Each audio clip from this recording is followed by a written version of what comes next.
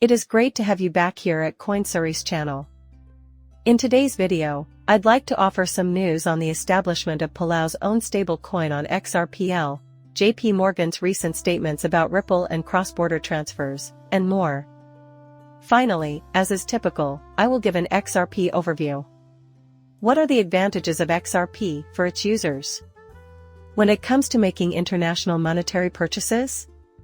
What effects might the development of XRP and the rise of multi-currency payments have on the global monetary system? Are we to learn the $120 billion in value that had been hidden in cross-border payments was found by XRP and Ripple, according to JPMorgan?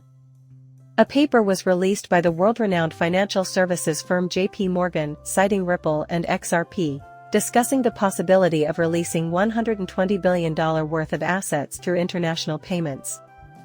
More information on how banks and other financial organizations might conduct internal business transactions using digital currency issued by central banks was the declared objective of the report. According to JPMorgan, multinational firms shift almost $23.5 trillion annually abroad.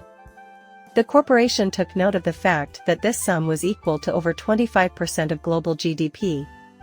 Multinational corporations depend on cumbersome, time-consuming, and untransparent cross-border payment mechanisms to handle these massive sums of money. According to JPMorgan, the inefficient processes cause large yearly transaction expenses totaling $120 billion. The additional expenses related to currency conversion, locked liquidity, delayed settlements, Ripple, and XRP were also brought up. Problems with sending money across borders are being thought about.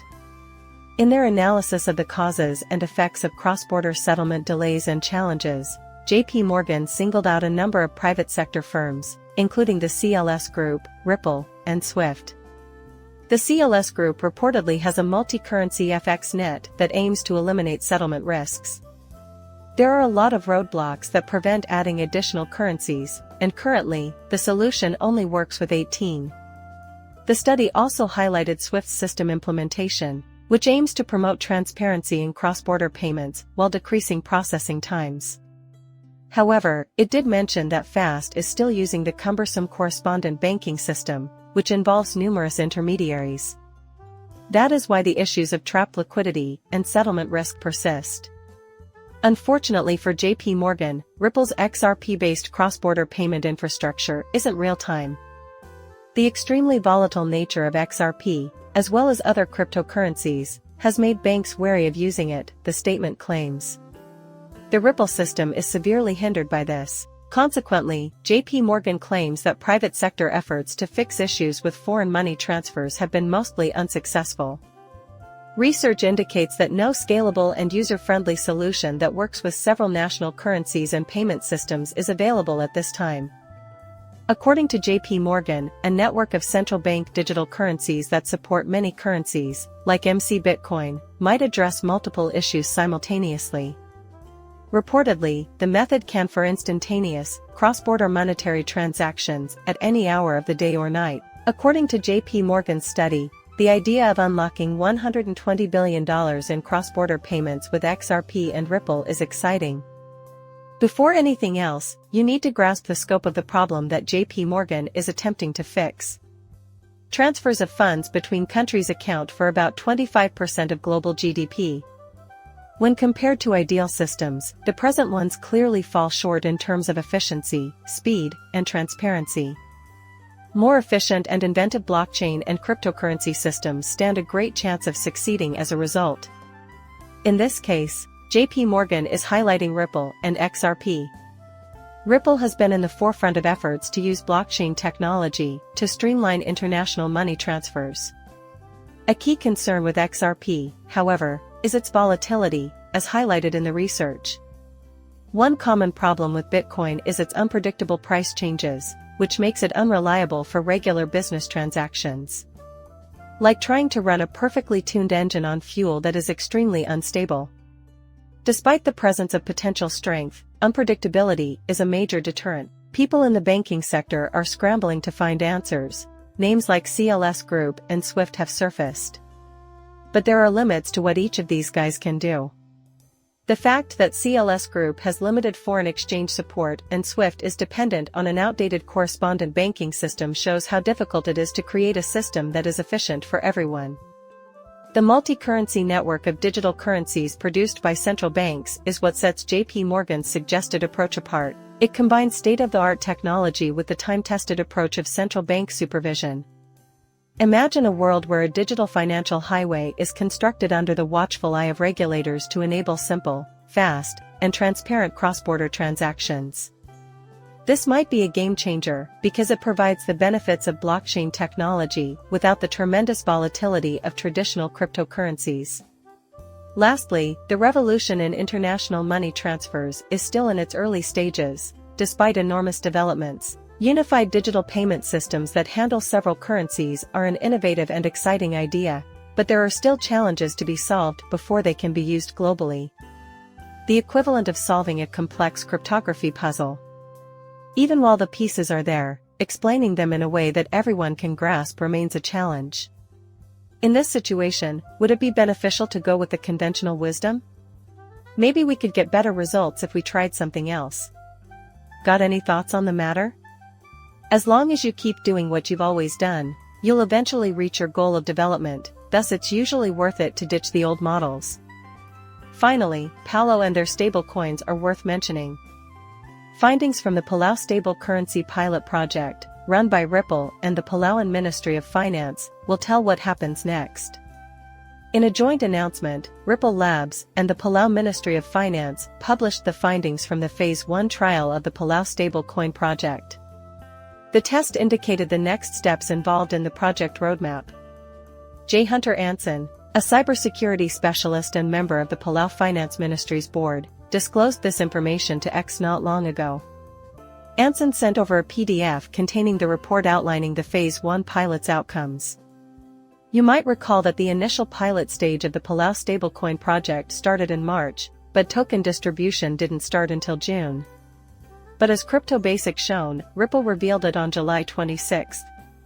J. Hunter Anson's live demonstration of steady coin functionality wasn't broadcast for long before. Initial data for the Palau stablecoin pilot program. The most current update gives statistics that describe the outcomes of the participants' experiences, and the phase is now over. To begin, on September 29, the first phase of the pilot ended. A total of 168 people took part, and as much as 20,000 stable coins from Palau were at stake. The project team distributed 16,900 PSC, equivalent to 100 PSC each wallet, to 168 participants, for a total of $20,000 in PSC. The stablecoin always remains pegged at $1.1.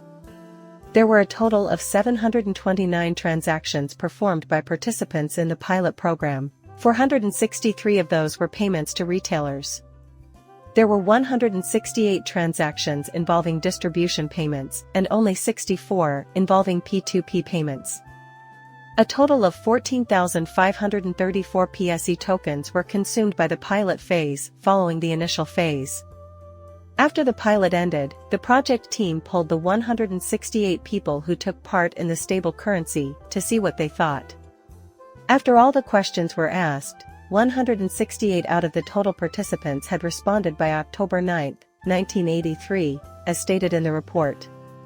The stablecoin was well regarded by the majority of responders, 36.6%, 13% thought it was fantastic, and only 9% thought it was awful.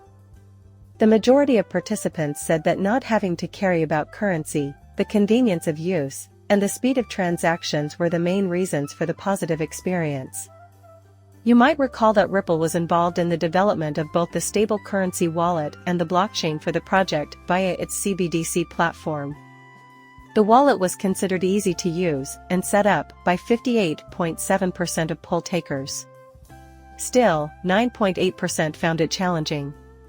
Still, almost 50% of survey takers mentioned drawbacks, such as slowness while using the wallet or difficulties reading QR codes at post terminals. Both the QR code and entering the recipient's address by hand were problematic. These problems were handled by the project team in a timely manner. The results of the poll pleased an overwhelming 81% of people who took part.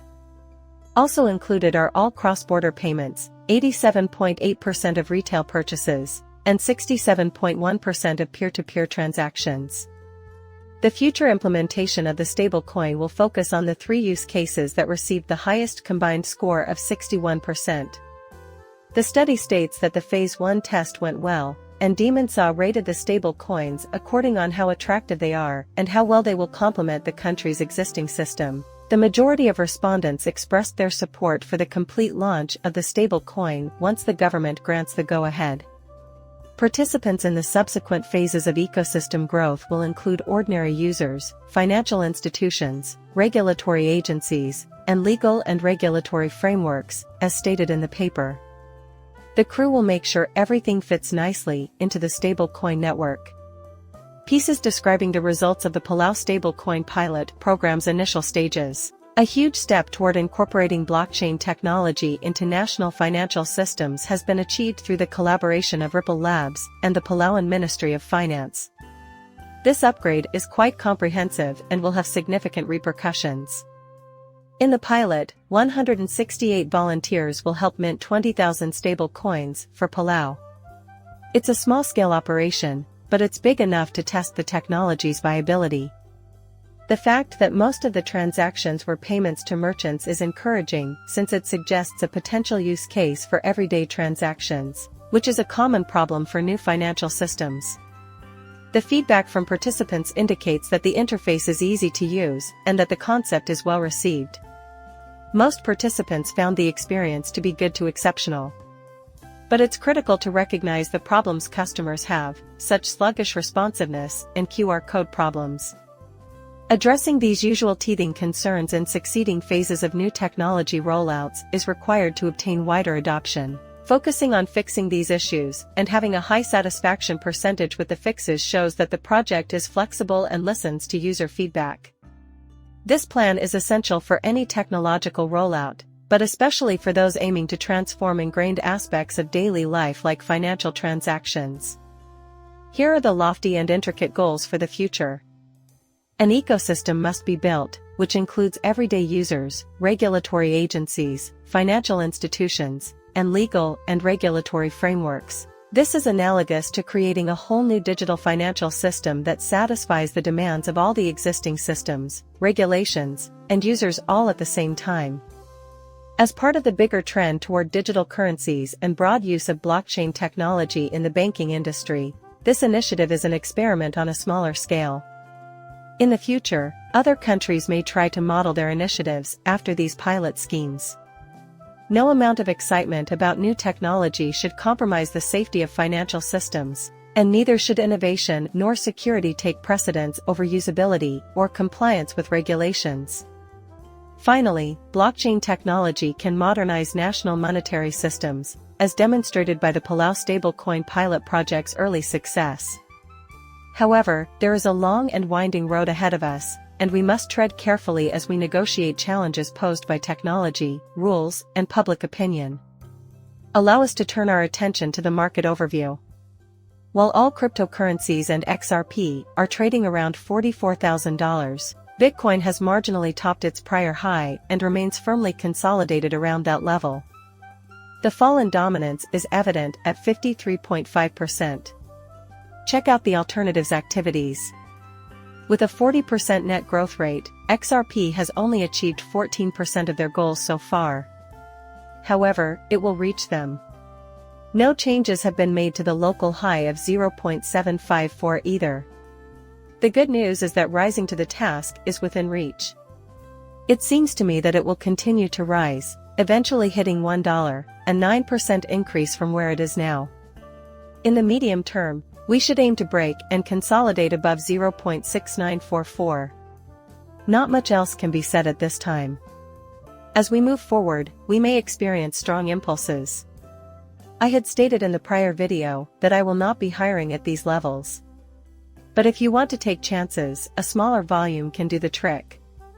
Conversely, if you aren't afraid of corrections and negatives on your deposit, you can begin a position at the current levels, you'll just have to hold it for longer. It is equally important to not ignore risk management. When trading futures, never employ a leverage of more than 3. On a related note, Don't fool yourself into thinking that once you do, everything will be perfect. Show your support by subscribing to my channel and giving it a favor. Catch you later, farewell.